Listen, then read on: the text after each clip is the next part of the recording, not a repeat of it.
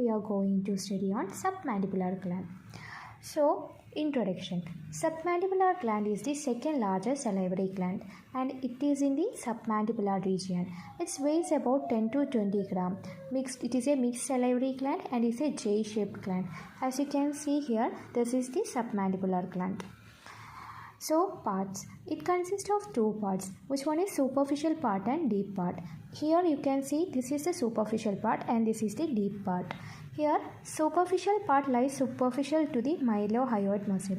This is the mylohyoid muscle. So, superficial part that lies superficial to the mylohyoid muscle and deep part lies deep to the mylohyoid muscle, and around the posterior border of mylohyoid muscle these two parts are continuous. So you can see mylohyoid muscle here, this is the superficial part and this is the deep part, and this is the posterior border of the mylohyoid. This is the sublingual gland and this is the deep part of submandibular gland, and this is the hypoglossus muscle. Now we have to study about facial coverings or capsule. This gland is partially enclosed between two layers of deep cervical fascia, that is superficial layer and deep layer. Superficial layer that covers the inferior surface of the gland and attached to the base of the mandible. Here you can see this is the submandibular gland, this is the superficial lamina of fascia, and this is the investing layer of deep cervical fascia. This is the deep lamina of fascia, and this is the mylohyoid line. Here you can see this is the mandibular canal. So then we have deep layer. Deep layer covers medial superficial of gland and superior to mylohyoid lines. Next we have to look on relations. We have two ends, that is anterior end and posterior end. Anterior end is anterior belly of digastric, and posterior end we have submandibular ligament with facial artery, and medial we have mylohyoid. Next one is parts. We have superficial part. Thus this part of the gland fills digastric triangle and it has three surfaces, which is inferior, lateral and medial. In inferior surface it is covered by skin, superficial fascia containing platysma, cervical branch of facial nerve, investing fascia or deep cervical fascia, facial vein and submandibular lymph node. Here you can see this is the submandibular gland, this is the skin, this is the platysma, this is the cervical branch of facial nerve, this is the facial vein, this is the deep fascia, and this is the submandibular lymph node. Okay, this is the inferior surface. Next one is lateral surface. Lateral surface we have submandibular fossa of mandible, insertion of medial pterygoid and facial artery. Okay, you can see here this is the facial artery, this is the medial pterygoid, and this is the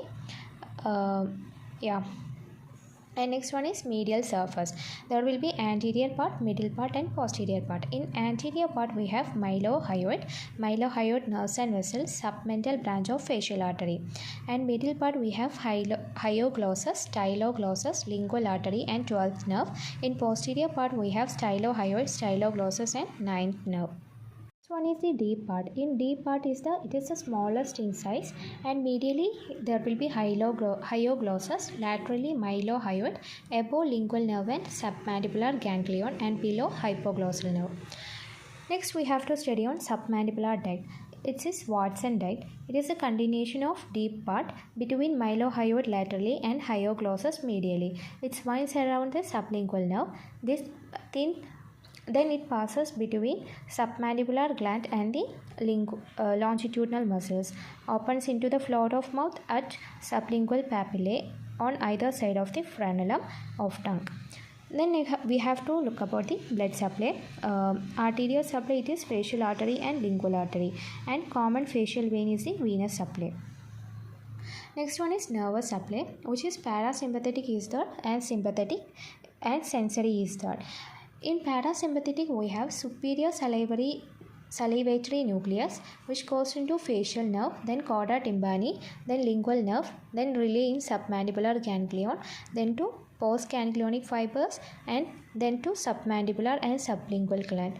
In sympathetic we have superior cervical ganglion that plexus around facial artery and submandibular salivary gland, and development endodermal development at the floor of mouth.